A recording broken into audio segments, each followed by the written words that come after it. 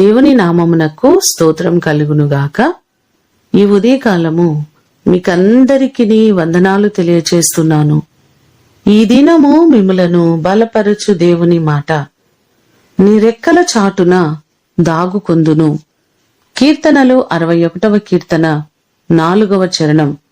దేవుని రెక్కలే మనకు ఆశ్రయము, మనకు ఆధారము, మన దాగు చోటు ఆయనే. ఆయనే నిరంతరము మనలను కాపాడేవారు, సంరక్షించేవారు. 91వ కీర్తన 3-4 చరణాలు చూస్తే, వేటగాని ఉరి నుండి మనలను విడిపించే దేవుడు, నాశనకరమైన తెగులు రాకుండా రక్షించేవారు. ఆయన రెక్కలతో నిన్ను కప్పును, ఆయన రెక్కల కింద నీకు ఆశ్రయము కలుగును అని అద్భుతమైన మాటలు ఈ వచనాలలో మనకు కనబడుతున్నాయి.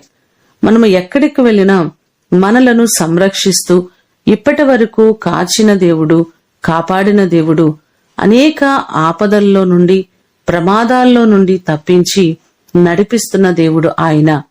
ఇప్పటి వరకు కాచిన దేవుడు ఇక ముందు కూడా ఆయన రెక్కల కింద మనలను దాచి సంరక్షించునుగాక. ప్రార్థన చేసుకుందాం. పరలోకమందున్న మా తండ్రి, మీ పాదములకు వందనాలు, స్తోత్రాలు. మీ రెక్కల చాటున మేము దాగుకొని ఉండాలి ప్రభువా. మీ దగ్గర మాత్రమే క్షేమముంది.